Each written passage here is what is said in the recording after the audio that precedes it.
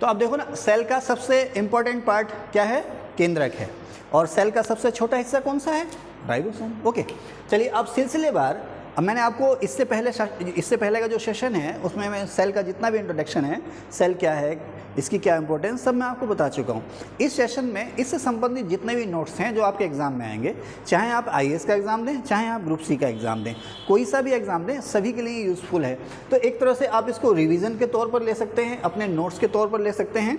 आपको अलग से नोट्स लिखने की ज़रूरत नहीं है, आप इसको सुनिए और इसके बाद इसी का स्क्रीनशॉट लेकर के प्रिंट निकालिए, यही आपके नोट्स हैं। ठीक है, तो सेल को हिंदी में कहते हैं कोशिका यानी कि खोल। सेल जो है वो हमारे शरीर का या जीवन का आधार है।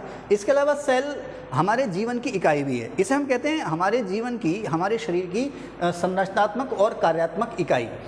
अब सेल आपस में मिलती हैं, ऊतक बनाती हैं, बहुत सारे ऊतक आपस में मिलते हैं और वो अलग अलग अंग बनाते हैं, हमारी बॉडी के अलग अलग हिस्से बनाते हैं। ठीक है ना, सेल अलग अलग सेल मिलती हैं, सेल आपस में मिल करके टिश्यू यानी कि ऊतक बनाती हैं, और अलग अलग ऊतक आपस में मिलते हैं, वो हमारी बॉडी के अलग अलग हिस्से यानी कि अंग बनाते हैं। ठीक है, दो तरह की सेल हैं, एक प्रोकैरियोटिक सेल्स और एक यूकैरियोटिक सेल्स। प्रोकैरियोटिक सेल्स वो हैं जो सबसे पहले बनी, इसीलिए इनको हम कहते हैं आदि कोशिका या प्राथमिक कोशिका। प्रोकैरियोटिक सेल या आदि कोशिका या प्राथमिक कोशिका जो है, ये इसे हम कहते हैं ये कोशिका अविकसित है, ये पूरी तरह से डेवलप नहीं है। वजह क्या है कि इस सेल में, क्या कह रहा हूँ मैं, प्रोकैरियोटिक सेल में या तो केंद्रक होता ही नहीं है। केंद्रक आपको पता है, मैंने पहले ही बताया कि कोशिका का सबसे महत्वपूर्ण भाग है। इसका कोशिका में वही रोल है जो हमारे शरीर में, हमारी बॉडी में हमारे मस्तिष्क का रोल है। तो जो प्रोकैरियोटिक सेल्स या पुरानी सेल या आदि सेल या प्राथमिक कोशिकाएं हैं, उसमें या तो केंद्रक होता ही नहीं है, होता है तो वो पूरी तरह से विकसित नहीं होता। ठीक है, प्रोकैरियोटिक सेल में इसे आप अर्धविकसित कोशिका कह सकते हो। इसमें जो केंद्रक है वो या तो होता ही नहीं या पूरी तरह से डेवलप या विकसित नहीं होता है। इसमें लवक प्लेस्टाइड जिसे आप बोलते हैं, इसमें लवक और माइटोकॉन्ड्रिया भी अविकसित होता है, मतलब होता तो है लेकिन उसका पूरी तरह से विकास नहीं हो पाता। ओके, इसके अलावा इसमें जो राइबोसोम होता है वो 70S टाइप का होता है। इसमें कोशिका विभाजन नहीं होता, यानी कोशिका, आपको पता ही ना, कोशिका दो अलग अलग हिस्सों में टूटती है और फिर नई कोशिकाएं बनती हैं, है ना। उसी तरह से हमारी बॉडी का डेवलपमेंट होता है। तो इसमें कोशिका विभाजन नहीं होता है और इसकी जो कोशिका भित्ति होती है यानी कि सेल वॉल, प्रोकैरियोटिक सेल की जो सेल वॉल होती है वो पतली और कठोर होती है, पतली होती है लेकिन बहुत सख्त होती है। उसके अलावा अब आप देखेंगे यूकैरियोटिक सेल, इसे हम कहते हैं विकसित कोशिका। पहले अविकसित कोशिका बनी, फिर धीरे धीरे कोशिका का डेवलपमेंट हुआ। अब विकसित कोशिका का मतलब क्या है कि कोशिका के जितने भी हिस्से होते हैं, उसके अंदर जितने भी अंग होते हैं, वो अच्छी तरह से उनका डेवलपमेंट हो जाए, वो अच्छी तरह से वो काम कर रहे हैं, तो वही हो जाती है आपकी यूकैरियोटिक सेल। ये विकसित कोशिका है, इसमें राइबोसोम होता है ATS टाइप। ठीक है ना, मैंने लिखा ना ATS टाइप R, इसका मतलब इसमें राइबोसोम क्या है, ATS टाइप है। इसके अलावा इसमें माइटोकॉन्ड्रिया होता है, पूरी तरह से विकसित होता है, और माइटोकॉन्ड्रिया में ही श्वसन होता है। हमारा श्वसन तंत्र क्या है, नाक फेफड़े, है ना, यहीं पे आके श्वसन खत्म हो गया क्या, नाक फेफड़े, फेफड़ों से ब्लड कहाँ पर गया, छोटी आंत में, छोटी आंत से उसने भोजन चूसा और चूस के अलग अलग सेल्स को दे दिया, सेल्स ने उसको बचा लिया, श्वसन पूरा हो गया। तो जिस तरह से ये हमारा पूरा का पूरा श्वसन सिस्टम है, कोशिका का जो श्वसन अंग है वो है माइटोकॉन्ड्रिया यूकैरियोटिक सेल्स में होता है, पूरी तरह से डेवलप होता है। लेकिन आप देखेंगे कि जो प्रोकैरियोटिक सेल्स है उसमें माइटोकॉन्ड्रिया अविकसित होता है, डेवलप नहीं हो पाता पूरा। अब कोशिका भित्ति क्या होती है, कोशिका के बाहर की जो मजबूत दीवार होती है, भित्ति माने दीवार, उसे हम कोशिका भित्ति कह देते हैं। इसके अलावा अब कोशिका झिल्ली क्या होती है, जैसे आप अंडे को फोड़ें, मुर्गी का अंडा लें, अंडे को आप फोड़ें, तो आप देखेंगे जो सबसे बाहर का जो खोल है, कैल्शियम का या चूने का बना हुआ सख्त खोल है, उसके नीचे आप जाएंगे तो एक बारीक सी परत होगी, वो जैसे प्याज का छिलका आप उतारेंगे ना बारीक सा, तो उसी तरह से अंडे के जस्ट नीचे एक बारीक सी परत होगी जिसके हम कहते हैं झिल्ली या कोशिका झिल्ली या सेल मेम्ब्रेन। अच्छा, इसको हम कहते हैं अर्धपारगम्य झिल्ली या semi permeable membrane. Semi permeable membrane का मतलब क्या है, इसको आप चाय छन्नी से समझ लें। आप चाय छन्नी होती है ना, चाय छन्नी होती है, उसमें आप चाय डालते हैं, तो उसमें जो दूध, पानी, चीनी का जो मिश्रण होता है जिसे आप चाय कहते हैं, बनी हुई चाय, वो तो सारी नीचे चली जाती है। लेकिन और जो इम्प्योरिटीज़ हैं, आपने उसमें अदरक पीस के डाली है या उसमें जो चाय पत्ती रह गई है, बिना घुली चाय पत्ती रह गई है, वो सारी की सारी छन्नी में रह जाती है। तो चाय छन्नी जो है वो कुछ चीज़ों को बाहर जाने देती है और कुछ चीज़ों को अपने पास ही रोक लेती है। तो उसी तरह से जो कोशिका की झिल्ली होती है वो कुछ चीज़ों को अंदर आने देती है, कुछ चीज़ों को अंदर नहीं आने देती है। उसी तरह से कुछ चीज़ों को बाहर जाने देती है और कुछ चीज़ों को बाहर नहीं जाने देती है, इसलिए उसको हम कहते हैं सेमी परमेबल मेम्ब्रेन या अर्ध पारगम्य झिल्ली। कोशिका के अंदर जितना भी मटेरियल है उसे हम कहते हैं कोशिका द्रव्य। कोशिका द्रव्य को हम जीव द्रव्य या प्रोटोप्लाज्म भी कहते हैं। कोशिका के अंदर जो कुछ भी है उसी को हम कहते हैं साइटोप्लाज्म या कोशिका द्रव्य या जीव द्रव्य, इंग्लिश में इसको नाम दिया गया है प्रोटोप्लाज्म। केंद्रक के अंदर जो कुछ भी है उसको हम कहते हैं केंद्रक द्रव्य या न्यूक्लिक एसिड। ओके, आगे चलें। केंद्रक जो है कोशिका पर कंट्रोल करता है। कोशिका का सबसे महत्वपूर्ण भाग है केंद्रक। जिस तरह से मस्तिष्क हम पर कंट्रोल करता है उसी तरह से केंद्रक कोशिका पर कंट्रोल करता है। ओके, इसे मास्टर ऑफ सेल कहते हैं। क्यों कहते हैं मास्टर ऑफ सेल? माने कोशिका का नियंत्रक, क्योंकि कोशिका पर कंट्रोल करता है। ये जो है केंद्रक जो है कोशिका का मुख्य भाग है और केंद्रक का मुख्य भाग है डीएनए और आरएनए। आप ध्यान से सुने कि कोशिका का मुख्य भाग है केंद्रक और केंद्रक का मुख्य भाग है डीएनए और आरएनए। ठीक है, अब कोशिका का एक और अंग है माइटोकॉन्ड्रिया। ये अंडे के आकार का होता है। कौन सा अंडा? मुर्गी का अंडा। मुर्गी के अंडे के आकार का होता है। कोशिका का एक खास इंपॉर्टेंट अंग है। इसमें कोशिका से संबंधित जो रेस्पिरेशन या श्वसन होता है वो होता है। इसके अलावा जो सेल का भोजन बनता है वो इसी के अंदर बनता है। अब सेल का जो भोजन होता है उसे क्या कहते हैं हम? एटीपी। क्या कहते हैं? एटीपी। ओके, सेल, अब चूंकि इसमें माइटोकॉन्ड्रिया में चूंकि कोशिका का भोजन बनता है इसीलिए हम इसे कोशिका का पावर हाउस या सेल पावर हाउस भी बोलते हैं। राइबोसोम कोशिका का एक और अंग है जो कि कोशिका का सबसे छोटा अंग है। यहाँ पर बनती है प्रोटीन। इंग्लिश में इसको कहते हैं प्रोटीन सिंथेसिस, हिंदी में कहते हैं प्रोटीन संश्लेषण। यानी कोशिका में वो जगह जहाँ पर प्रोटीन बनता है या प्रोटीन का संश्लेषण होता है वो है राइबोसोम। इसके अलावा गोल्जी काय या गोल्जी बॉडी, ये जो विकसित कोशिकाएं होती हैं उसमें गोल्जी काय या गोल्जी बॉडी नहीं होता है। मैंने लिखा यूके सेल में क्रॉस लगा दिया आगे। तो जो यूकैरियोटिक सेल्स यानी कि विकसित कोशिकाएं होती हैं उसमें गोल्जी काय या गोल्जी बॉडी होता ही नहीं है। इसका काम क्या है? इसका काम है सेल वॉल को बनाना, कोशिका की भित्ति को बनाना। किसी गोल्जी ने ढूंढा था, इसी के नाम पर इसको नाम दे दिया गया गोल्जी बॉडी। अब DNA, deoxyribonucleic acid. DNA आनुवंशिकी एक्टिविटी को चलाना, प्रोटीन बनाने पर कंट्रोल करना। देखिए डीएनए का मुख्य काम क्या है कि हमारे शरीर की जितनी भी आनुवंशिकी क्रियाएं हैं, आनुवंशिक क्रिया का मतलब ये है कि माता पिता के वो गुण जो संतान में जाएंगे, माता पिता के कौन कौन से गुण संतान में जाएंगे, कौन से नहीं जाएंगे, इस सब पर कंट्रोल करता है डीएनए। डीएनए डिसाइड करेगा कौन सा हमारे मतलब मान लीजिए मैं हूँ तो जो मेरी संतान है तो मेरा कौन सा गुण उसमें जाएगा, कौन सा गुण उसमें नहीं जाएगा। लेकिन मज़े की बात मैं आपको बता दूं, गुण मतलब जो आप शरीर के बाहर आप देख रहे हो ना, जो आप जैसे लंबा चौड़ा शरीर, इमरान जी को नींद आने लगी, लंबा चौड़ा शरीर है, आँखें, मेरी आँखें काली हैं जैसी हैं, बाल हल्के हल्के घुंघराले हैं ना, हल्के हल्के करली बाल हैं, है ना, हल्के हल्के करली बाल हैं। तो अब ये जो मेरे शरीर की बाहर की विशेषताएँ हैं यही जाएंगी मेरी संतान में। इसके अलावा मान लो मैं दयालु हूँ तो ज़रूरी नहीं कि मेरी संतान दयालु होगी, है ना। मैं ठीक ठाक पढ़ा लेता हूँ तो इसका मतलब ये नहीं कि संतान भी पढ़ा लेगी। हो सकता है वो अच्छी गायक बन जाए, है ना, हो सकता है वो चोर डकैत बन जाए। मैं ईमानदार हूँ तो ज़रूरी नहीं कि संतान भी ईमानदार होगी ना, इससे कोई लेना देना नहीं है। अब आनुवंशिकी का मतलब सिर्फ और सिर्फ ये है कि जो आपके शरीर की जो बाहरी विशेषताएं हैं, जैसे आंखों का रंग नीला हो या बालों का रंग, है ना, रेशमी, ये रेशमी जुल्बें, ये सरबती आंखें, सुना है ना गाना, सुना है, इन्हें देखकर पी रहे हैं सभी, ले भैया इन्हें देखकर पी रहे हैं, क्या पी रहे हैं, कोल्ड ड्रिंक पी रहे हैं। तो ये जो शरीर के गुण हैं ना, ये जो शरीर के गुण हैं ये कौन से जाएंगे और कौन से नहीं जाएंगे, कौन तय करेगा? डीएनए। इसीलिए हम डीएनए को कहते हैं कि हमारी जो आनुवंशिकी एक्टिविटीज़ हैं उनको चलाता है, उन पर कंट्रोल करता है। अब हमारे शरीर में जो प्रोटीन्स बनती हैं उन प्रोटीन के बनने पर भी ये कंट्रोल करता है। अब केंद्रक के दो मुख्य हिस्से हैं, डीएनए और आरएनए। आरएनए जो है, आरएनए का मुख्य काम जो है, मैंने लिखा आरए मैंने मैन प्रोटीन बनाना, आरएनए का मुख्य काम है प्रोटीन को बनाना। अच्छा ठीक है साहब, यहाँ पर मैंने स्टार लगाया, उसके नीचे को लिख रखा है डीएनए। डीएनए के बारे में लिख रहा हूँ। डीएनए जो है सेल को बनाने और उसके संगठन की सभी जानकारी होती है। इसका मतलब क्या है कि जो सेल है, ठीक है ना, सेल टूटेगी, टूट करके नई सेल किस तरह से बनेगी और उसमें क्या क्या चीज़ें होंगी, इसके लिए जो कोड होते हैं, इसकी जो जानकारी होती है वो डीएनए में मौजूद रहती है। आगे चलते हैं। देखो सेल होती है, सेल के अंदर होता है सबसे महत्वपूर्ण भाग केंद्रक। केंद्रक के अंदर होते हैं क्रोमेटिन धागे, जिन्हें हम गुणसूत्र भी कहते हैं, और इन गुणसूत्रों के अंदर होते हैं डीन, डीन के अंदर होते हैं जीएनए। ये मैंने एक सीक्वेंस बना दिया। सबसे ऊपर सेल, सेल में केंद्रक, केंद्रक में ही होते हैं क्रोमेटिन फाइबर्स या गुणसूत्र, इन गुणसूत्रों में होते हैं डीएनए और डीएनए में होते हैं जीन। ठीक है, अब बात आती है क्रोमेटिन नेटवर्क। क्रोमेटिन नेटवर्क, तो क्रोमेटिन खास तरह का प्रोटीन है सर। नेटवर्क माने जाल, नेटवर्क का मतलब क्या हुआ? जाल, है ना। इधर बेटे, इधर तुम आओ, अपना फेस मत दिखाना, पीठ दिखा दो, जल्दी आओ। नहीं आएंगे आप नहीं आएंगे, ओके, एक बार रोक देना।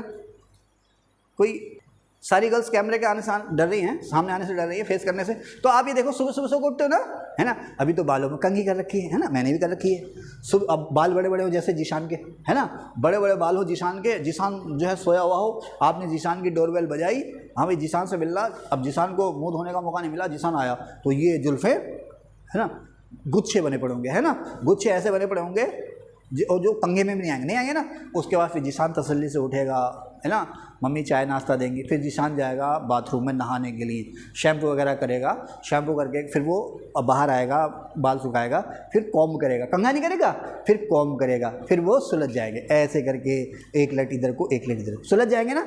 वही सीन है, वही सीन है केंद्र के अंदर गुणसूत्र वगैरह का। तो केंद्र के अंदर बहुत सारे बारीक बारीक धागे जैसे रेशे उसमें लगे रहते हैं, बहुत ही बारीक धागे जैसे रेशे उसमें पड़े जाते हैं केंद्र के अंदर, जिसे हम कहते हैं क्रोमेटिन, क्रोमेटिन धागे या क्रोमेटिन फाइबर। जैसे आपके बालों का गुच्छा होता है ना, बिल्कुल इसी तरह से गुच्छा पड़ा रहेगा केंद्र के अंदर, ठीक।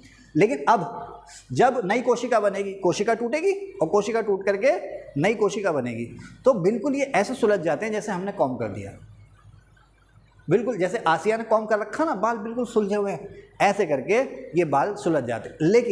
लेकिन उस समय पर जब ये सुलझते हैं ना, तो दो हिस्सों में बढ़ जाते हैं, आधा इधर और आधा इधर। जो ये गुच्छे हैं ना, क्रोमेटिन फाइबर के जो गुच्छे हैं, जब कोशिका टूटेगी तो ये सुलझ जाएंगे और सुलझ के दो हिस्सों में बढ़ जाएंगे, आधे इधर और आधे इधर। अब हम इनको कहते हैं गुणसूत्र। सूत्र मतलब धागा, है ना। अब इन्हीं धागों में हमारे गुण हैं, इसलिए इनको हम नाम देते हैं गुणसूत्र। इंग्लिश में इसको हम कहते हैं क्रोमोसोम। सूत्र मतलब धागा, और इसी में हमारे गुण छिपे होते हैं, इसलिए इसको हम कह देते हैं गुणसूत्र। लेकिन गुणसूत्र इसको नाम कब देते हैं हम? जब कोशिका टूट जाती है, टूट कर ये व्यवस्थित हो जाते हैं, गुणसूत्र में बदल जाते हैं। उसके बाद धीरे धीरे फिर आपस में उलझते जाते हैं। कोशिका फिर टूटेगी, फिर टूट के व्यवस्थित हो जाएंगे, फिर इसको हम नाम देंगे गुणसूत्र का। तो क्रोमेटिन नेटवर्क मैंने लिखा है एक दूसरे पर जाल की तरह लिपटे हुए रेशे। किसमें है ये? केंद्रक में है ना। अब इसमें सबसे ज़्यादा क्या होता है? डीएनए। देखो केंद्रक का मुख्य भाग क्या है? डीएनए बताया ना। उसी तरह से क्रोमोसोम या क्रोमेटिन नेटवर्क का भी मुख्य भाग जो है वो डीएनए। तो डीएनए इसमें ज़्यादा होता है, इसके अलावा इसमें आरएनए भी होता है और प्रोटीन भी होता है। आमतौर पर ऐसा सवाल नहीं पूछता है ना, वो यही पूछ लेता है कि क्रोमेटिन फाइबर क्या है। तो आप ये भी ध्यान रखें कि इसमें सबसे ज़्यादा क्या होता है? डीएनए, फिर आरएनए और फिर प्रोटीन। जैसे इसको आप ऐसे समझ सकते हो कि क्रोमेटिन फाइबर पे डीएनए ऐसे चिपटा रहता है जैसे आपके बालों पे डैंड्रफ, है ना, खुश्की, रूसी चिपकी रहती है ना बालों पे, उसी तरह से ये डीएनए आरएनए इस पर चिपके रहते हैं। कोशिका विभाजन मैंने लिखा भी है ना, कोबी माने कोशिका विभाजन। कोशिका विभाजन के समय दो समान हिस्सों में टूट करके ये व्यवस्थित हो जाते हैं। गुणसूत्र, अब देखो, अब गुणसूत्र जैसे इंसान में कितने गुणसूत्र होते हैं? 46, है ना। गेहूं में कितने होते हैं? कुत्ते में कितने होते हैं? 45 या 47, शायद 45 गेहूं होते हैं और शायद 47 जो है कुत्ते में होते हैं। मैं गलत भी हो सकता हूँ, इसको लोग मत करना, आप लोग देख लेना। लेकिन ये सही है कि इंसान में होते हैं 46 गुणसूत्र। तो एक गुणसूत्र कम होना या एक गुणसूत्र ज़्यादा होना, देखो क्या बदल गया। आप घास भी बन सकते हो, आप कोई और दूसरा जीव भी बन सकते हो, है ना। इसी तरह से हाथी है तो उसमें अलग गुणसूत्र संख्या, उसमें गुणसूत्रों की संख्या अलग होगी। इंसान जैसे ना, इंसान में कितने 46 गुणसूत्र होते हैं, कुत्ते में अलग होंगे, बिल्ली में अलग होंगे, शेर में अलग होंगे, बाघ में अलग होंगे, एक छोटा सा प्लांट जो तबस्सुम लेकर आई थी इतना सा, उसमें अलग होंगे, है ना। अब हर जाति में, आज हमारे लक्षण क्या है? बेटा इधर आओ बिलाल, बेटा बिलाल जल्दी से इधर आ जाओ। हमारे शरीर के लक्षण आप देख रहे हो ना, हमारे लक्षण, आ जाओ बेटे, आ जाओ, शाबाश। हमारे लक्षण है ना ये, देखो एक सामान्य सा नहीं है, थोड़ा सा लंबा सा शरीर है ना। तो शरीर लंबा भी हो सकता है, नाटा भी हो सकता है, लेकिन हर इंसान में आप देखोगे सिर पे बाल होंगे, कम हो सकते हैं, ज़्यादा हो सकते हैं, इससे कोई लेना देना नहीं है। दाढ़ी मूंछ भी निकलेगी, सिर पे बाल भी होंगे, 2 आँखें हैं, नाक है ना, मुँह है ना, 2 हाथ हैं, लेकिन टांगे ज़्यादा मजबूत है, समझ रहे ना। तो ये हमारे लक्षण तो हैं, ये हमारी जो इंसान की जो जाति है उसके लक्षण हैं। इसके अलावा हमारा दिमाग, हम सोच सकते हैं ना, है ना, दिमाग है, भावनाएं, फीलिंग्स हैं हमारी। तो ये सब किस पर डिपेंड कर रहा है? हमारे शरीर के अंदर कितने गुणसूत्र हैं और उनकी बनावट किस तरह से है। हमारे शरीर के अंदर कितने गुणसूत्र हैं, उनकी बनावट किस तरह से है। तो 46 गुणसूत्र हैं, वो खास किस्म की उसकी बनावट है, बन गया इंसान, ठीक है ना। जाओ बैठो, शाबाश, ठीक है। अब ये मत कह देना कि इसमें भी गुणसूत्र हैं, इसमें नहीं है। जो भी सजीव चीज़ें हैं, चाहे वो एनिमल हैं या प्लांट्स हैं, उसमें होंगे गुणसूत्र। अब आप प्लांट्स में देखो ना, लिप्टिस का पेड़ तो बबूल का पेड़ है ना, तो उसमें कैक्टस का पेड़, नागफनी का पेड़ भी अलग अलग काटे। तो अब देखो मैंने यही चीज़ वो लिखी है कि गुणसूत्र जो है वो प्रत्येक जीव या जाति की खासियत होती है, उसकी पहचान होती है। खासियत माने विशेषता, उसका निर्धारण, उसकी खास पहचान होती है। कभी इसमें इतने गुणसूत्र हैं तो ये ऐसा होगा, इसमें इतने गुणसूत्र हैं तो ये ऐसा होगा। अब हर जाति में गुणसूत्रों की संख्या और उनकी बनावट जो होती है वो अलग अलग होती है। ये जीवों का मुख्य गुण है। गुणसूत्र जो है वो जीवों का मुख्य गुण है, जीवों को उनकी पहचान देता है ना। शेर में अलग गुणसूत्र होंगे तो उसकी बनावट अलग ही होगी, और जीवों के जो शारीरिक लक्षण होते हैं उसका निर्धारण करता है। इसमें शामिल क्या है? DNA, RNA. अच्छा, डीएनए आरएनए क्या है? यही हमें आनुवंशिक पदार्थ। डीएनए आरएनए को हम क्या कहते हैं? आनुवंशिक पदार्थ। देखो केंद्रक का मुख्य भाग क्या है? डीएनए, ठीक है ना। डीएनए आरएनए केंद्रक का मुख्य भाग है। उसी तरह से आपने क्या कहा, क्रोमेटिन नेटवर्क का मुख्य भाग क्या है? डीएनए ज़्यादा होता है इसमें, आरएनए। उसी तरह से आप कह लो गुणसूत्र, तो गुणसूत्र का मुख्य भाग क्या है? डीएनए और आरएनए। ये जो डीएनए आरएनए, इनको हम कहते हैं आनुवंशिक पदार्थ। आनुवंशिक पदार्थ का मतलब क्या हो गया कि वो चीज़ें जो हमारी क्वालिटीज़ को तय कर रही है ना, ऐसा नहीं, वो चीज़ें जो तय कर रही हैं कि हमसे हमारी संतान में क्या जाएगा और क्या नहीं जाएगा। आनुवंशिक माने खानदानी लक्षणों का ट्रांसफ़र, आनुवंशिकी खानदानी लक्षणों का ट्रांसफ़र। तो आनुवंशिक पदार्थ का मतलब डीएनए आरएनए, डीएनए आरएनए का मतलब आनुवंशिक पदार्थ, ठीक है। अच्छा, मैंने लिखा, देखो इसमें शामिल डीएनए आरएनए, ब्रैकेट में लिखा आनुवंशिक पदार्थ को जीनोम कहते हैं। तो आपसे कोई कहेगा भाई जीनोम क्या है? जीनोम किस में होता है? जीनोम कहाँ पर होता है, किस में होता है? तो जीनोम कहाँ पर होता है? गुणसूत्रों में होता है ना। जीनोम का मतलब क्या है? DNA RNA. जीनोम का मतलब आनुवंशिक पदार्थ। जीनोम का मतलब आनुवंशिक पदार्थ, मतलब डीएनए आरएनए। कहाँ होता है ये? गुणसूत्रों में। गुणसूत्र कहाँ होते हैं? केंद्रक में। तो आपसे कोई ये पूछे कि भाई आनुवंशिक पदार्थ कहाँ होता है, तो ठीक है साहब, डीएनए, वो आनुवंशिक पदार्थ कहाँ होता है? केंद्रक में होता है, तो वो भी चलेगा। केंद्रक के अंदर गुणसूत्र में होता है तो वो भी चलेगा, ठीक है। अब डीएनए की फुल फॉर्म अक्सर पूछ लेगा, डीऑक्सी राइबो न्यूक्लिक एसिड। इसको आपको रटा हुआ आना चाहिए। एक शब्द आता है पॉलीमर। पॉलीमर को हिंदी में कहते हैं बहुलक। पॉलीमर को हिंदी में क्या कहते हैं? बहुलक, है ना, है ना। अच्छा, जैसे ये पीछे बैठी है मैडम, है ना, देखो एक चोटी है, दो, एक चोटी है ना, तो इन्होंने बड़े करीने से उस चोटी को गूंथ रखा है ना। देखो अलग अलग बाल हैं ये, है ना, ये जुल्फ़ें हैं। क्या है ये जिसान की जुल्फ़ें हैं, ये जिसान की जुल्फ़ें हैं। अब इन जुल्फ़ों को हमने अलग अलग जो है कि बड़े अच्छे तरह से गूंथ लिया। इन बालों को हमने इस तरह से लपेट दिया एक दूसरे के ऊपर, लपेट दिया सर, है ना। ये लिपट गए ना आपस में, और ये इस तरह से लिपट गए कि अब इन्हें अलग करना बड़ा मुश्किल है। इसी को हिंदी में कहते हैं बहुलक, इंग्लिश में कहते हैं पॉलीमर। ऐसे रेशे जो एक दूसरे के ऊपर लिपटे हुए हैं, ऐसे रेशे जो एक दूसरे के ऊपर लिपटे हुए हैं, उसे हम कहते हैं पॉलीमर या बहुलक। एक दूसरे के ऊपर लिपटना, रेशों का एक दूसरे के ऊपर लिपटना, उसे हम कहते हैं बहुलकीकरण या पॉलीमराइजेशन। एक मिनट रोक देना। चलिए साहब, तो क्या कह रहा था मैं? पॉलीमर। पॉलीमर का मतलब समझ गया ना, रेशे जो आपस में लिपटे हुए हों, उलझे हुए हों, एक दूसरे पर चिपटे हों, ठीक है साहब। तो अब मैंने यहाँ पॉलीमर क्यों लिखा? देखो उसकी वजह है, कार्बन आप समझते हैं ना, कार्बन माने कालिक, है ना। कार्बन के आप 3 छोटे छोटे अणु ले लें, अणु माने हिस्से, मॉलिक्यूल्स। कार्बन के 3 छोटे छोटे मॉलिक्यूल्स जो हैं वो आपस में मिल जाते हैं खास तरह से। कार्बन के 3 मॉलिक्यूल, ना 4 ना 2। कार्बन समझते हैं ना, कोयला भी कार्बन का रूप है ना। कार्बन के 3 छोटे छोटे मॉलिक्यूल्स या अणु आपस में मिल करके उन्होंने गुट बनाया। क्या बनाया? गुट बनाया। क्या बनाया भाई? गुट बना लिया उन्होंने। अब कार्बन के 3 अणु थे, उन्होंने अपना एक गुट बनाया। इधर एक गुट, उधर है एक गुट, उधर कई सारे गुट, असंख्य गुट कार्बन के। लेकिन मतलब शर्त क्या है कि हर गुट में कितने लोग होंगे? 3 मेंबर होंगे। कार्बन के 3 छोटे छोटे अणु आपस में मिल करके उन्होंने अपना एक समूह बनाया, अपना एक गुट बनाया। ओके, समझ के बना लिया। अब ये जो अलग अलग गुट थे आपस में जुड़ गए, किसकी शक्ल में? पॉलीमर की शक्ल में। पॉलीमर का मतलब ही है जुड़ जाना, आपस में लिपट जाना। अब ये सारे मॉलिक्यूल्स कार्बन के आपस में जुड़ गए, किसकी शक्ल में? पॉलीमर या बहुलक की शक्ल में, ठीक है ना। मैं लिखा सब पॉलीमर में जुड़े, बन गया क्या? डीएनए। तो डीएनए किससे बना है? कार्बन से। कार्बन के छोटे छोटे जो मॉलिक्यूल्स हैं उससे मिलकर के बना है डीएनए, ठीक है ना। अब वो कहता है डीएनए के अलग अलग हिस्से भी हैं। तो डीएनए के हिस्से क्या क्या हैं? ठीक है, इसको मैं नेक्स्ट सेशन में बताऊंगा, नहीं इसी सेशन में निपटा लेते हैं यार। तो डीएनए के अलग अलग हिस्से भी हैं, क्या है?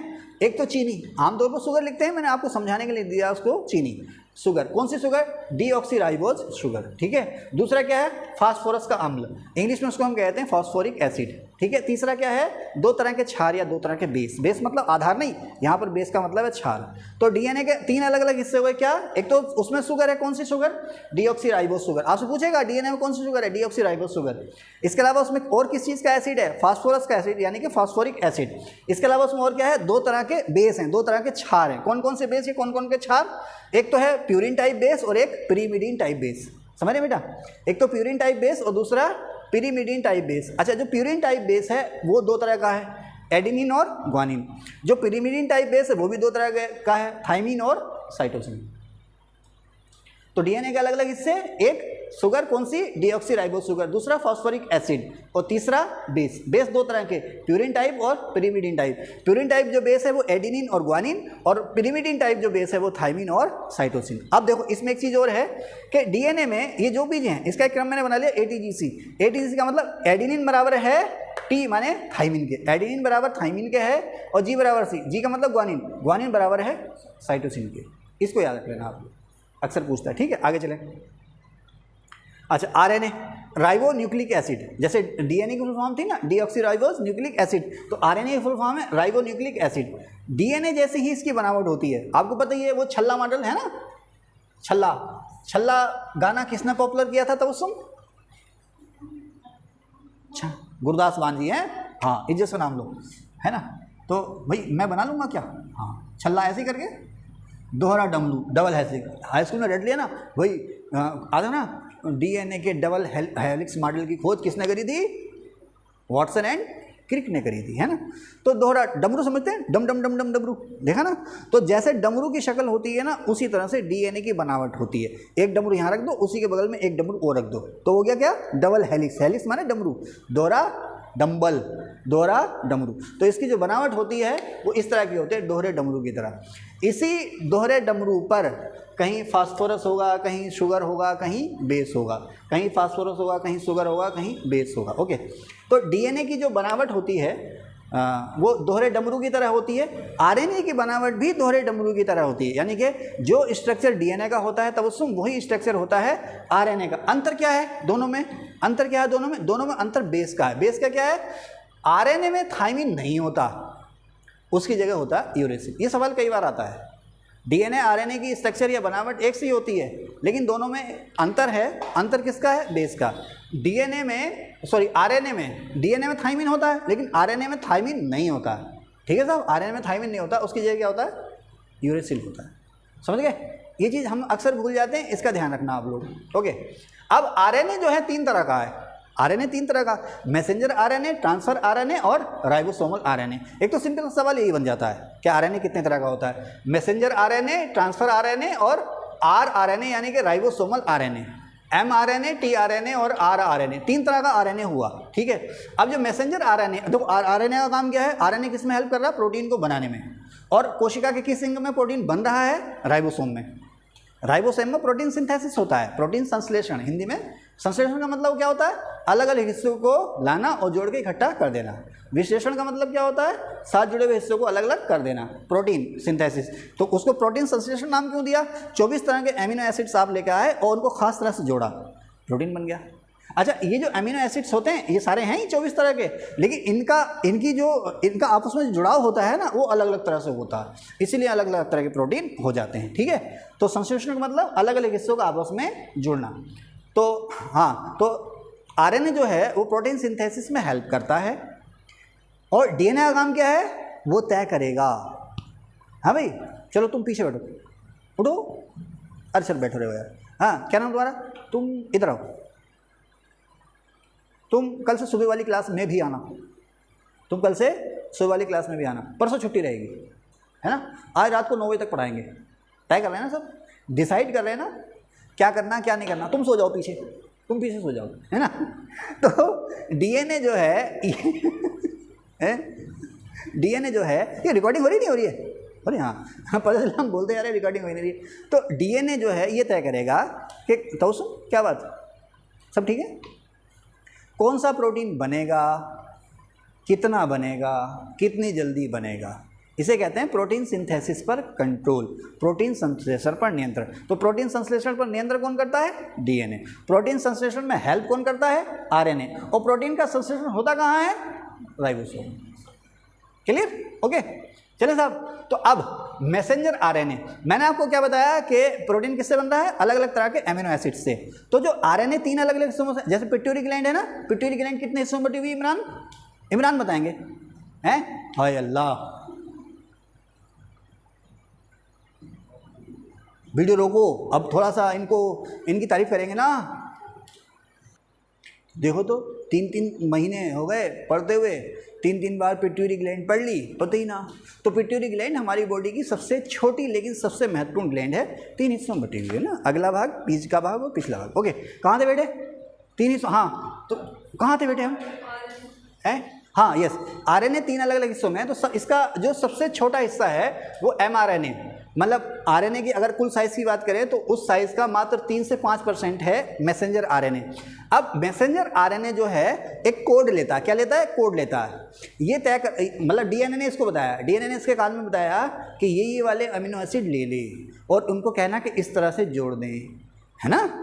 डीएनए ने किसके कान में? मैसेंजर आरएनए कान में कहा कि ये वाले प्रोटीन, ये वाले अमीनो एसिड्स ले ले और उनसे कहना, जाकर के उनसे कहना जिसने भी जोड़ना है कि इसको इस तरह से जोड़ना है, इसको इस तरह से जोड़ना, ठीक है। इसका काम सिर्फ ये है, कहते हैं कि मैसेंजर आरएनए वो कोड धारण करता है जिस कोड के आधार पर प्रोटीन बनेगा। ओके, अब साहब ये आया टीआरएनए के पास, टी फॉर ट्रांसफर, टीआरएनए के पास आया, इसने कहा कि भाई ये ले पकड़, मेरा काम खत्म, ये पकड़, ये कोड है, बांध के उसने दे दिया, टीआरएनए को बांध के कोड दे दिया कि ये कोड है और जाके दे दे, जिसमें प्रोटीन बनाना उसको दे दे। तो टीआरएनए जो है कुल आरएनए का 10 से 15% भाग होता है। ये अमीनो एसिड्स को या उस कोड को, कौन सा कोड? मैंने कहा ना 24 अलग अलग तरह के अमीनो एसिड्स होते हैं, हर अमीनो एसिड अलग अलग तरह से जुड़ेगा, हर प्रोटीन में अमीनो एसिड्स अलग अलग तरह से जुड़ेंगे, किस तरह से जुड़ेंगे वही एक कोड है। तो कोड कौन लेकर आया? मैसेंजर आरएनए, संदेश वाहक लेकर के आया, ट्रांसफर आरएनए को दे दिया, ट्रांसफर आरएनए इस अमीनो एसिड या इस कोड को लेकर के चला गया, कहाँ गया? राइबोसोम, राइबोसोम में लेकर के चला गया। अब बात आई आरएनए की, राइबोसोमल आरएनए की। अब ये कुल आरएनए का लगभग 80% है और इसमें इसका काम क्या है कि ये प्रोटीन बनाने में राइबोसोम को हेल्प करता है, ठीक है ना। तो ऐसा नहीं है कि एमआरएनए बहुत छोटा है तो उसका कोई रोल नहीं है, बुरा रोल है भाई, जासूसों का बहुत बड़ा रोल होता है। साम्राज्य में क्या चल रहा है, जैसे कल मैं उपरेती से बात कर रहा था कि यार ऐसे बैठे बैठे कि यार सम्राट अशोक ने पूरे देश पे और अफगानिस्तान तक कैसे राज करा होगा, तो बोले बुद्धि बहुत है उनकी, बोले अरे यार जासूस थे, हाँ भाई जासूस थे। तो जासूसी विभाग सबसे पहले मौर्यों के समय में तो बना था, क्या कहते थे जासूसी विभाग को? क्या कहते थे मौर्यों के समय में जासूसी विभाग को? तउसुम। लक्षणाध्यक्ष कौन था? पासपोर्ट वाला था लक्षणाध्यक्ष। तुम बताओ जासूसी विभाग? अरे यार कैसे होगा, कल से तुम लोगों की छुट्टी, रिवीजन करो, ऑप्शन नहीं दूंगा। महामात्या सर्प, यार ऐसे कैसे होगा यार, ये तो गलत बात है। चलो इसका हल भी करूंगा मैं, ठीक है ना। आप लोग घर जाकर नहीं पढ़ रहे, वो वीडियो भी अपलोड नहीं करिए ना, तो यहाँ बैठ के क्या सुन रहे थे, यहाँ बैठ के लिख क्या रहे थे भैया, यहाँ बैठ के लिखते हो तो उसको घर जाके पढ़ोगी। खैर चलो, महामात्या सब जासूस होते थे, क्या होते थे? जासूस होते थे। वो पूरे साम्राज्य में फैले हुए थे, जहाँ पर भी कुछ गड़बड़ी है तुरंत सम्राट तक सूचनाएं पहुँच जाती थी। भेजो भाई आर्मी, है ना। उज्जैन और तक्षशिला में विद्रोह हो गया तो किसको भेजा, किसने भेजा, कहाँ भेजा? सोनू। उज्जैन और तक्षशिला में विद्रोह हुआ, किसके समय में हुआ? उस विद्रोह को दबाने किसको भेजा गया? मोहम्मद बिन तुगलक के समय में और अशोक के टाइम में हुआ था विद्रोह, हैं? अनीस, अल्लाह वेली, ये तो पीछे ऐसे बैठ जाते थे भाई, क्या कहते हैं ना जात ना जमाता खुदा से नाता, ऐसा करके कुछ है मुहावरा। बिंदुसार के, अरे वाह यार, तालियां इसके लिए, वेरी गुड, तालियां तालियां। बिंदुसार के समय, वेरी गुड। और उस बगावत को दबाया किसने? अशोक ने, वाह सर, तालियां, वेरी गुड वेरी गुड, है ना, कुछ सीखो। तो उज्जैन और तक्षशिला में बिंदुसार के समय बगावत हुई थी, उस बगावत को दबाने के लिए भेजा गया था अशोक को।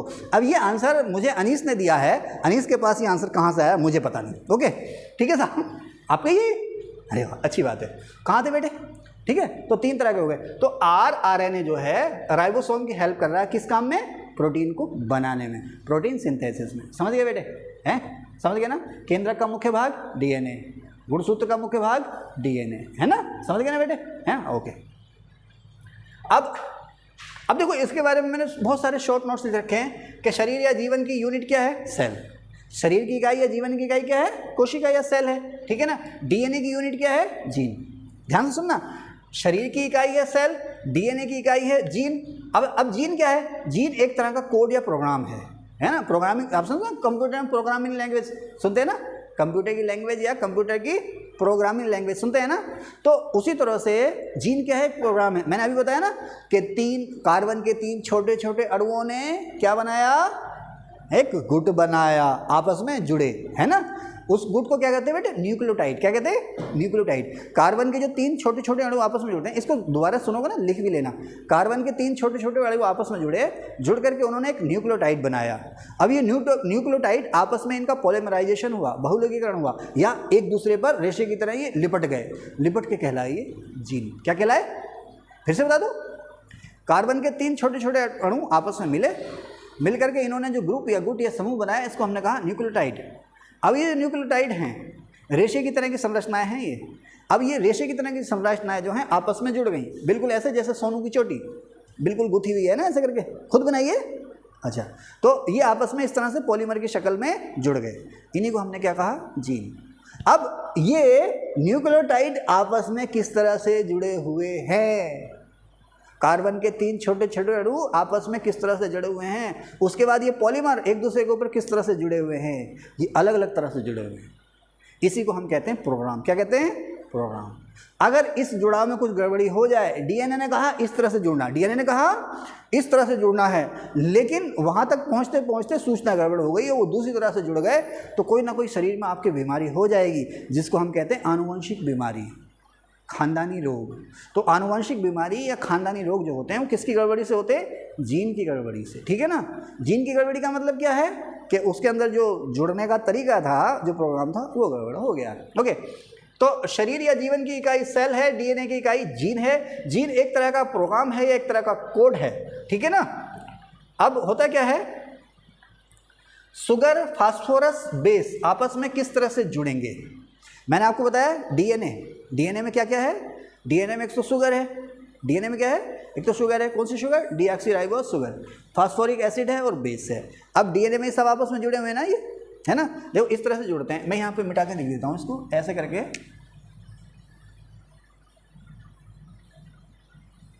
ऐसे करके आपस में जुड़ जाते हैं। यहाँ पर ये बॉन्ड बने होते हैं, है ना, यहाँ पर कोई बेस होगा, कोई शुगर होगी, कोई फास्फोरिक एसिड होगा, ठीक है, ये जुड़ गए। तो इसे हमने कहा डीएनए का एक अणु, है ना, ये जो क्या है, डीएनए का एक अणु है, ये डीएनए अणु है। अब इस डीएनए अणु में बेस भी है। बेस कितने तरह के हो गए, खास तरह से 2, पायरीन और प्यूरिन और पिरिमिडीन, है ना, adenine, ATGC, adenine, thymine, guanine और साइटोसिन। अब ये आपस में एक दूसरे से किस तरह से जुड़ेंगे, ए कहाँ होगा, टी कहाँ होगा, जी कहाँ होगा, सी कहाँ होगा, इसमें फास्फोरिक एसिड कहाँ होगा, इसमें शुगर कहाँ होगी, किस तरह से जुड़ेंगे, ठीक है ना। जुड़ गए साहब, आपस में जुड़ गए, ये तय करेगा जी, ठीक है ना, ये तय करेगा जीन, ठीक है ना। जैसे जीन का प्रोग्राम होगा वैसे ही शरीर के लक्षण होंगे। जिस तरह से हमारा जीन आपस में जुड़ा हुआ, जीन का प्रोग्राम मतलब जीन की बनावट, आप समझ लो, जीन की बनावट, जिस तरह से जीन की हमारे अंदर बनावट होगी उसी तरह से हमारे शरीर के लक्षण होंगे, ठीक है ना। अब जैसे अब आप देखो, जैसे मैं देखूँ ना, मैं बहुत सुंदर सा, सुडोल सा, लंबा चौड़ा, हट्टा कट्टा, आइडियल आदमी है ना, तो इसका मतलब क्या है, मेरे अंदर अलग तरह से जीन जुड़े हुए हैं, है ना। अब वो देख रहे हो, वो मुझसे भी बेहतरीन गोरा चिट्टा है, तो उसके अंदर जीन कुछ अलग तरह से जुड़े हुए हैं। तो जीन हमारे यहाँ किस तरह से अलग अलग तरह से जुड़े होंगे हमारे शरीर में, है ना। केंद्रक कोशिका के अंदर केंद्रक के अंदर क्रोमेटिन यानी गुणसूत्रों के अंदर डीएनए के अंदर जीन, ठीक है ना। तो जीन आपस में किस तरह से जुड़ेंगे यही तय करेगा हमारे शरीर के लक्षण। ओके, तो जीन आपस में कैसे जुड़ेंगे, ठीक है, जिस तरह से जीन आपस में जुड़ेंगे वैसे ही हमारे शरीर के लक्षण होंगे। अब यही हमारे शरीर के गुण हैं। देखो बेटे, फिर से बता दूं मैं, यहाँ पर थोड़ी दिक्कत हो सकती है। ये डीएनए है ना, ये डीएनए, इसमें बेस ए, यहाँ एडेनिन बेस ए यहाँ होगा या यहाँ होगा या यहाँ होगा या यहाँ होगा या यहाँ होगा या यहाँ होगा, कहाँ होगा, कौन तय कर रहा है? जीन का प्रोग्राम तय कर रहा है, ठीक है ना।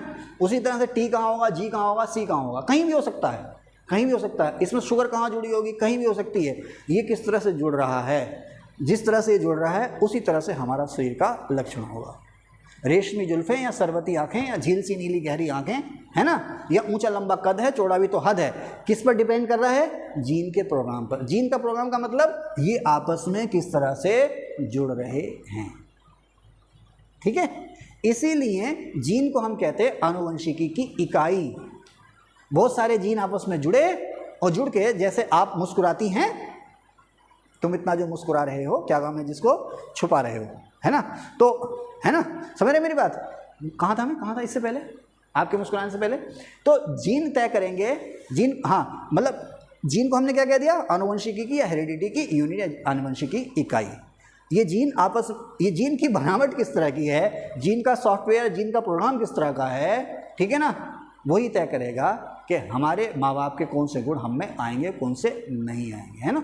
आमतौर पर जो स्वस्थ माँ बाप होते हैं, मम्मी भी लंबी चौड़ी तंदुरुस्त, पापा भी लंबे चौड़े तंदुरुस्त, तो उनके बच्चे भी लंबे चौड़े तंदुरुस्त ही होते हैं, बशर्ते कि विवाह के बाद दोनों के संबंध कैसे हैं। विवाह के बाद नहीं, जब बच्चा गर्भ में है तो माता की हालत कैसी है, बच्चा जब गर्भ में है तो माता की हालत कैसी है, बहुत डिपेंड करता है भाई साहब बच्चे के स्वास्थ्य पर असर। अगर उसे रोज़ ताने दोगे कि दहेज ना लाई, ये ना करा, वो होता भी, अरे बड़ा मेंटल टॉर्चर होता, अल्लाह मुझे माफ़ करे, बड़ा मेंटल टॉर्चर मैंने देखा है। शादी कर ली बड़े अच्छे धूमधाम से, अब भाई दहेज नहीं आया, बहू बहुत सुंदर है लेकिन दहेज नहीं आया, अब उसे टॉर्चर कर रहे हैं। उसने स्ट्रेस ली, स्ट्रेस का असर उसके गर्भ पर पड़ गया, वो उसके मस्तिष्क के विकास पर उसका असर पड़ा, ठीक है साहब। अच्छा चले कैसे, तो जीन कैसे जुड़ेंगे, माँ बाप से संतान में कौन कौन से गुण जाएंगे, ये कौन तय करेगा? डीएनए, ठीक है ना। मैंने बताया ना जीन आपस में कैसे जुड़ेंगे, मैंने कहा ना वो डीएनए ने संदेश दिया कि भाई किसने किसको कैसे जुड़ना है। हम डीएनए को आनुवंशिकी का निर्धारक क्यों कहते हैं? आनुवंशिकी इकाई क्या है? जीन। डीएनए जीन आपस में किस तरह से जुड़ेंगे, कौन तय कर रहा है? डीएनए तय कर रहा है, ठीक है साहब। तो जीन कैसे जुड़ेंगे आपस में, या माँ बाप से संतान में कौन कौन से गुण जाएंगे, ये तय करेगा डीएनए, ठीक है ना। जीन को संतान में गुणसूत्र लेकर के जाएंगे। तो इसी तरह से बात ये आ जाती है, मैंने कहीं लिखा भी होगा कि मैंने लिखा है आनुवंशिकी का नियंत्रक और निर्धारक कौन हो गया? डीएनए। आनुवंशिकी का कंट्रोलर और डिसाइडर कौन हो गया? डीएनए। आनुवंशिकी की इकाई क्या हो गई? जीन। और आनुवंशिकी का वाहक क्या हो गया? क्रोमोसोम। आपको ये भले ही समझ में ना आया हो, लेकिन ये जरूर याद रहना चाहिए। और अगर आपको ये समझ में आएगा तो इसको याद करने की जरूरत नहीं है, अपने आप ही तय हो जाएगा, ठीक है ना। आनुवंशिकी का निर्धारक डीएनए है ना, इकाई क्या है? जीन। अब निर्धारक क्यों हो गया कि जीन आपस में कैसे जुड़ेंगे, ये कौन तय कर रहा है? डीएनए, है ना। अब जीन आपस में जिस तरह से जुड़ रहे हैं वही बता रहा है कि माँ बाप के कौन से गुण संतान में जाएंगे, और गुण लेके जा रहा है क्रोमोसोम। यही हो गया आनुवंशिकी का वाहक या कैरियर। केंद्रक जो है वो दोहरी झिल्ली से घिरा होता है। कोशिका की एक झिल्ली होती है, कोशिका के बाहर एक झिल्ली होती है, लेकिन केंद्र के बाहर दोहरी झिल्ली या डबल मेम्ब्रेन होती है। झिल्ली किससे बनी होती है? प्रोटीन, फास्फोरस और लिपिड से बनी होती है, ठीक है ना। केंद्रक का मुख्य भाग क्या है? डीएनए और आरएनए, पहले ही बता चुका हूँ आपको। कोशिका भित्ति या सेल वाल जंतुओं में नहीं होती है। देखो, एक तो जंतु कोशिका और एक वनस्पति कोशिका, हम तुम जंतु ही तो हैं, है ना। एक जंतु कोशिका और वनस्पति कोशिका। कोशिका भित्ति या सेल वाल जो होती है जंतु कोशिका में नहीं होती है, प्लांट सेल में होती है। प्लांट सेल में बनी होती है सेलुलोज की। सेलुलोज मतलब कागज, सेलुलोज मतलब कागज, ओके। तो फिर से सेल वाल या कोशिका भित्ति जंतु कोशिकाओं में नहीं होती है, ध्यान रखना। प्लांट सेल में होती है, ये सेलुलोज की बनी होती है। कवक में किसकी बनी होती है? काइटिन की, ठीक है ना। कवक में कौन बनी होती है? काइटिन की। कोशिका भित्ति, कोशिका भित्ति समझ रहे हो? अंडे का बाहर का खोल, अंडे का जो बाहर का खोल है वही तो उसकी दीवार है, ठीक है। अंडा क्या है? एक सेल तो है, उसके बाहर का जो खोल है वो इसकी दीवार है, वो गई कोशिका भित्ति। और अंडे के नीचे जो बारीक सी परत है प्याज जैसी, वो है उसकी झिल्ली, कोशिका झिल्ली, ओके, ठीक है। अच्छा, अब देखो ये कोशिका भित्ति जो होती है, बैक्टीरिया, बीजीए का फुल फॉर्म तवसुम बताएगी, तवसुम ब्लू ग्रीन एल्गी, नीला हरा शैवाल। तो बैक्टीरिया और ब्लू ग्रीन एल्गी यानी कि नीला हरा शैवाल, ब्लू ग्रीन एल्गी यानी कि नीला हरा शैवाल। जीवाणु और ब्लू ग्रीन एल्गी में केंद्रक नहीं होता है। प्रोकैरियोटिक सॉल यानी कि अविकसित कोशिका में या आदि कोशिका में केंद्रक होता तो है, लेकिन पूरी तरह से विकसित नहीं होता है। लेकिन यहीं पर आप देखेंगे बैक्टीरिया, नीला हरा शैवाल में केंद्रक नहीं होता है। इसका मतलब क्या है? बैक्टीरिया सेल और नीला हरा शैवाल की जो सेल होती है उसमें केंद्रक नहीं होता है। ये सवाल कई बार आता है भाई, याद रख लेना, है ना। वायरस में किसी भी तरह का सेल मेम्ब्रेन नहीं होता। वायरस सेल मेम्ब्रेन, मेम्ब्रेन माने झिल्ली, जो वायरस जो है कि वायरस में किसी भी तरह की कोशिका झिल्ली होती नहीं है, इसलिए वो बेजान होता है, उसमें जान नहीं होती है वायरस में। लेकिन जैसे ही वो किसी जीवित शरीर में जाता है तुरंत एक्टिव हो जाता है। सो इसमें जीवन नहीं है। माइटोकॉन्ड्रिया क्या है? माइटोकॉन्ड्रिया जो बैक्टीरिया सेल है उसमें नहीं होगा, जो नीला हरा शैवाल का जो सेल है उसमें नहीं होगा, इसके अलावा सभी में होगा। माइटोकॉन्ड्रिया में डीएनए, आरएनए और राइबोसोम भी मिलता है ना। अब आपसे कहो ना भाई डीएनए आरएनए कहाँ मिल रहा है?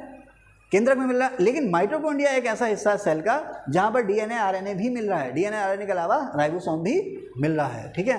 केंद्रक में लगभग 70% प्रोटीन होता है, 10% डीएनए होता है, 2 से 3% आरएनए होता है और 3 से 5% होता है फास्फोरस के लिपिड्स, ओके।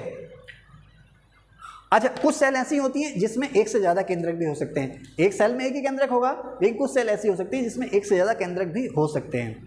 अब देखो, प्लांट सेल और एनिमल सेल, वनस्पति कोशिका यानी कि पेड़ पौधों की कोशिका और इंसानों की, जानवरों की, पक्षियों की कोशिका, इनमें अंतर क्या है? प्लांट सेल में देखो, एनिमल सेल में तो कोशिका भित्ति होती नहीं, मैंने अभी ऊपर बताया। अब प्लांट सेल में कोशिका भित्ति होती है, वो सेलुलोज की बनी होती है। अब जो प्लांट सेल है उसमें रिक्तियाँ, बारीक बारीक छेद होते हैं, लेकिन जंतु कोशिकाओं में ये बारीक बारीक छेद नहीं होते हैं, ठीक है। अब जो प्लांट सेल है उसमें लाइसोसोम भी नहीं होता, सेंट्रोसोम भी नहीं होता। सेंट्रोसोम को हिंदी में कहते हैं तरक तंतु, लेकिन जंतु कोशिकाओं में ये होता है। लाइसोसोम और सेंट्रोसोम जंतु कोशिकाओं में होता है, ठीक है। जो प्लांट सेल हैं उनमें क्लोरोफिल होता है और जो जंतु कोशिकाएं हैं उसमें क्लोरोफिल नहीं होता। अगर हम लोगों में क्लोरोफिल होता तो आराम से सूरज में लेटे रहते है ना, और खाना बनता रहता, कोई काम नहीं करता, कोई काम नहीं करता। लेकिन लड़ते फिर भी हम कि यहाँ से यहाँ तक मैं लेटूंगा और मेरे आदमी लेटेंगे, वहाँ से वहाँ तक तुम लेटोगे, ये मेरा हिस्सा और वो मेरा हिस्सा। झगड़ा क्यों हो रहा है भाई? सत्ता का तो झगड़ा है। सत्ता क्यों? संसाधनों तक पहुँच, है ना, रसूख, है ना। देखो कई बार आता है कि राजनीति या IAS PCS बन रहे हैं ना, आप लोग भी तो आए हो ना, बड़े बड़े अधिकारी, बड़े बड़े नेता, प्रधानमंत्री, मंत्री, ये बन रहे हैं। आप क्यों बन रहे हैं भाई? एक तो चलो सेवा करना जा रहे हैं, दूसरा एक ठाठ समझते हैं ना, रसूख। लेकिन एक साइमन आया था, लोक प्रशासन में प्रबंध में हम पढ़ते थे, उसने कहा कि जैसे जैसे आप भाई ये लोग ऊपर बैठ के डिसीजन तो लेते हैं, जितना इनका डिसीजन रेशनल होता जाएगा, जितना वो कह रहा है कंप्यूटर, जितने भी डिसीजन लिए जाएं वो कंप्यूटर के आधार पर लिए जाएं। लोगों के हाथ से डिसीजन लेने की क्षमता जो है, क्षमता नहीं शक्ति, लोगों के हाथ से डिसीजन लेने की शक्ति आप हटा दो, धीरे धीरे ये पद जो है वो बेरौनक हो जाएंगे, बेरौनक बेनूर हो जाएंगे। भाई हीरो हीरोइन हैं फिल्मों में, सेलिब्रिटीज़ हैं, हम उनके दीवाने हैं तभी तो वो सेलिब्रिटीज़ हैं। अगर हम उन्हें पूछे ना, हाँ भाई ये जा रहे हैं, हाँ जा रहे हो, क्या ना काम कर, कौन बनना चाहेगा फिर, है ना। हम अभी देखो, मैं किसी का नाम नहीं ले रहा, कोई मुझ पर मुकदमा कर दे तो क्या, हम कोई भी आ गया, वाह वाह वाह वाह, हेलो हेलो हेलो हेलो, दीवाने में पड़े, मरे फिर रहे हैं ना, कुचल के मर गए, लाठी चार्ज हो रहा।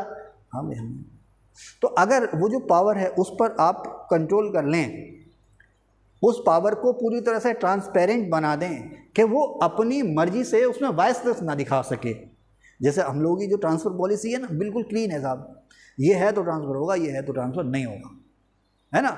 ना किसी मंत्री से का मतलब, ना इसका मतलब, ना उसका मतलब, कोई है ही नहीं साहब, ये पॉलिसी है, इसमें आते हो ट्रांसफ़र होगा, नहीं तो नहीं होगा। खत्म हो गया ना ट्रांसफ़र में पैसे वैसे का खेल, लगभग खत्म हो गया ना, है ना। कुछ एक जगह बचा है क्या? मुझे ना पता साहब कहाँ बचा, ठीक है, ओके। तो ना कौन कह रहा बचा, बिल्कुल भी नहीं भाई साहब, पूरी तरह से भ्रष्टाचार मुक्त हो गई ट्रांसफ़र पॉलिसी, कोई भ्रष्टाचार नहीं है ना, ओके। हंस क्यों रहे हो? चलें आगे। ट्रांसफ़र पॉलिसी तुम हंस क्यों रहे हो? ट्रांसफ़र पॉलिसी बिल्कुल पूरी तरह से भ्रष्टाचार मुक्त हो चुकी है, ओके। कहाँ थे हैं? बल्कि मैं तो ये कहूँगा कि धीरे धीरे दुनिया से भ्रष्टाचार खत्म हो रहा है, वो खास करके भारत से, है ना। हाँ, धीरे धीरे, और जो कुछ बचा बाद में वो भी खत्म हो जाएगा, ठीक है। आने वाले दिनों में देखना भ्रष्टाचार पूरी तरह साफ हो जाएगा। और टू बी सीरियस, अगर भ्रष्टाचार करप्शन को ख़त्म करना है तो जितनी पारदर्शिता बढ़ेगी, जैसे RTI है ना, RTI पारदर्शिता के तो लिए, जितनी ज़्यादा से ज़्यादा ट्रांसपेरेंसी आएगी काम को करने में, भ्रष्टाचार की कोई गुंजाइश ही नहीं रहेगी। भ्रष्टाचार की गुंजाइश कहाँ होती है? एक तो ये है कि हम जल्दी से गलत काम करवाना चाह रहे हैं और जल्दी से करवाना चाह रहे हैं, है ना, तो फिर हमें पैसा देना। दूसरा, किसी के पास अपनी मर्जी से फैसला लेने की पावर है, विवेक से, कि भाई सारे ऑप्शन है, उन ऑप्शंस में के अकॉर्डिंग आपने फैसला लेना। अधिकारी ने फैसला लेना, तो उसने फैसला कैसे लेना? अपनी मर्जी के आधार पर फैसला लेना। तो अब ये जो मर्जी है, यहीं से भ्रष्टाचार पैदा होता है। तो अब ये जो मर्जी है ना, इसको जितना कम करोगे, इसमें जितनी ट्रांसपेरेंसी लाओगे, इसमें जितनी पॉलिसी, कहते हैं ना सरकार में नीति बनी है भाई, इससे संबंधित कोई नीति नहीं। अब जब इससे संबंधित कोई नीति नहीं है, या तो नई नीति बनाओ या फिर अपने विवेक से फैसला लो। अब ये जो विवेक है ना, इसका दुरुपयोग अगर होगा तो करप्शन होगा, दुरुपयोग नहीं होगा तो करप्शन नहीं होगा, है ना। चले भी आगे, तो कहाँ थे, ओके। तो क्लोरोफिल इसमें होता है, इसमें नहीं होता है, हमें समझ रहे बेटा, हाँ ठीक है। अब सेल किस, अब देखो अब सबसे छोटी कोशिका किसकी होती है, एक वायरस होता है जिसको हम कहते हैं पल्यूरोनिमोनियो वायरस, है ना। इधर हमारा जो श्वसन तंत्र है ना उसको दिक्कत करता है, ठीक है ना, उसको परेशानी करता है। एक वायरस है छोटा सा, एक रोग कारक वायरस है पल्यूरोनिमोनियो वायरस, पल्यूरोनिमोनियो वायरस। इसकी जो सेल होती है वो सबसे छोटी सेल होती है। अब ऑस्ट्रिच यानी कि शत्रुमुर्ग का जो अंडा होता है ना, शत्रुमुर्ग की जो सेल होती है वो सबसे बड़ी होती है, ये बेटा रट लेना। सबसे छोटी कोशिका किसकी, पल्यूरोनिमोनियो वायरस की। सबसे बड़ी कोशिका किसकी, ऑस्ट्रिच यानी कि शत्रुमुर्ग की। आगे चलें, इंसान में जो सबसे, ये उल्टा हो गया सर, सबसे छोटी, ये बेटा अगर आपने लिख लिया हो तो ये उल्टा हो गया होगा, सबसे छोटी सेल और सबसे बड़ी सेल, तो उसमें आपने लिखा तो नहीं है, हाँ इसको सही कर लो, है ना, इसको सही, ये गलती हो गई। तो इंसान में जो सबसे छोटी सेल होती है वो रेड ब्लड कॉर्पस यानी कि आरबीसी की होती है, और सबसे बड़ी जो सेल्स होती हैं वो नर्वस सिस्टम यानी कि तंत्र की होती है। सन 1665 में रॉबर्ट हुक ने किताब छापी जिसका नाम था माइक्रोग्राफिया। रॉबर्ट हुक ने किताब छापी सन 1665 में, उसका नाम था माइक्रोग्राफिया। इसी में इसने सेल के बारे में बताया था। सेल की खोज किसने की, रॉबर्ट हुक ने, ठीक है ना। फिर आता है सेल के अंदर, अब देखो सन 1665 में, उसे कई साल बाद, कितने साल हो गए, 150 साल से भी ज़्यादा हो गया लग रहा है ना, 1831 में कोशिका के अंदर केंद्रक खोजा गया। किसने खोजा, रॉबर्ट ब्राउन को, ठीक है ना साहब। अब जो प्रोकैरियोटिक सेल्स हैं, जो आदि कोशिकाएं हैं, वो किससे मिलती हैं, नीला हरा शैवाल और बैक्टीरिया में। नीला हरा शैवाल और बैक्टीरिया की जो सेल्स होती हैं वो अविकसित या पुरानी कोशिकाएं जिन्हें हम कहते हैं प्रोकैरियोटिक कोशिकाएं, ठीक है। माइटोकॉन्ड्रिया बेंडा ने खोजा, बेंडा ने क्या खोजा, माइटोकॉन्ड्रिया, ठीक है ना। अच्छा, माइटोकॉन्ड्रिया बेंडा ने खोजा और बेंडा ने इसको माइटोकॉन्ड्रिया नाम दिया, लेकिन जो अल्टमान है उसने इसको नाम दिया बायोप्लास्ट, ठीक है, अल्टमान ने इसको नाम दिया बायोप्लास्ट। सबसे छोटा अंग कोशिका का राइबोसोम है, किसने खोजा, पैलेट ने, ओके।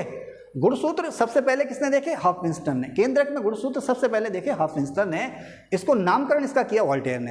अब सवाल आया भाई गुणसूत्र की खोज किसने की, तो जाहिर सी बात है हॉफमिंस्टर ने की, इसको नाम गुणसूत्र दिया वोल्टेयर ने। डीएनए का डबल हेलिक्स मॉडल, डीएनए का डबल हेलिक्स मतलब डीएनए बना किस तरह से, डीएनए की जो बनावट है इसकी खोज की 1953 में वाटसन और क्रिक ने।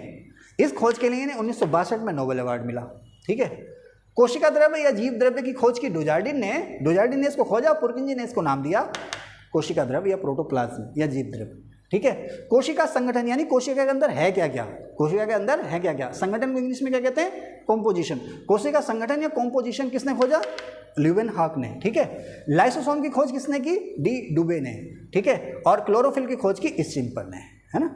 सर मैंने बहुत मेहनत की, हालांकि बहुत तेज बोला है, लेकिन बहुत सारे नोट्स जो हैं मैंने एक ही जगह कलेक्ट कर दिए हैं। सेल से रिलेटेड जो भी नोट्स हैं वो आपको सब इसी में मिलेंगे, है ना। अब मैं कसम नहीं खा रहा कि सारे सवाल यहीं से आएंगे, मैं ये दावा नहीं कर रहा, लेकिन ज़्यादातर सवाल आपके यहाँ से कवर हो जाएंगे। इसको सीरियस लेना, इसको पढ़ना, और जो मेरे सामने बैठे हैं ना, इसका तुम फोटो खींच लो और फोटो खींच के इसको लिखना, और इसको देखना भी, बहुत सी नई चीज़ें मैंने बता दी उसको भी लिखना। बाकी लोग जो वीडियो देखें, अगर देखें तो इसका स्क्रीनशॉट लीजिए, आपके काम आएगा। Thank you.